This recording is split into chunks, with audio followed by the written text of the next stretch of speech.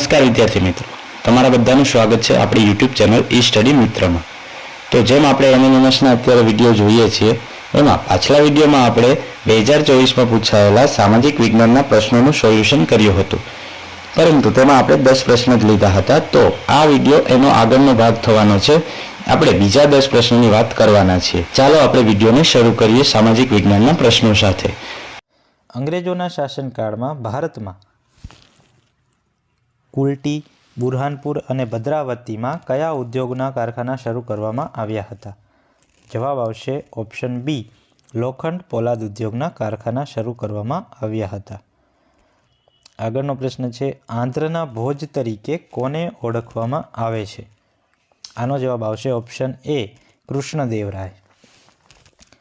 કાળા પેગોડા તરીકે ઓળખાતું રથ મંદિર કયા રાજ્યમાં આવેલું છે?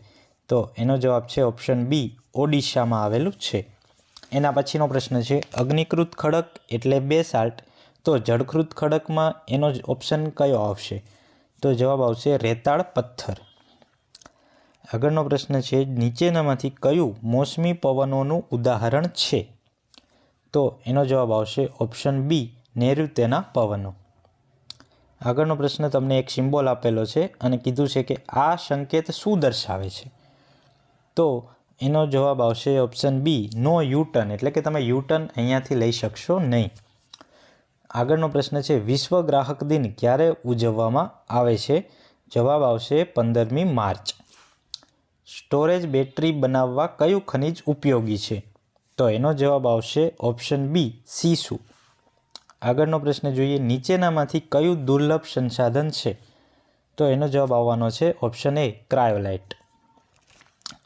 છેલ્લો પ્રશ્ન જોઈએ, ડચ એની સામે છે મછલીપટ્ટનમ, તો ડેનિશની સામે કયું આવશે? તો જવાબ આવશે એનો શ્રીરામપુર। તો અહીંયા આપણે આ વિડીયોમાં સામાજિક વિજ્ઞાનના 2024માં પૂછાયેલા પ્રશ્નોની ચર્ચા કરી, એનું સોલ્યુશન મેળવ્યું। આવા જ આગળના વર્ષમાં પૂછાયેલા પ્રશ્નોના સોલ્યુશન માટે તમે ચેનલ સાથે જોડાયેલા રહેજો। આવનારા દિવસોમાં આવા વિડીયો આની અંદર મૂકવામાં આવશે। આના સિવાય બીજા પણ વિડીયો જે કે એનએમએમએસની પરીક્ષા માટે ઉપયોગી છે તે પણ મૂકવામાં આવનાર છે। ચેનલને બધા જ વિદ્યાર્થીઓ સુધી પહોંચાડજો અને તમે પણ સબસ્ક્રાઈબ કરી લેજો। વિડીયોને લાઇક કરવાનું ના ભૂલતા। તો મળીએ આગલા આવા જ વિડીયોમાં।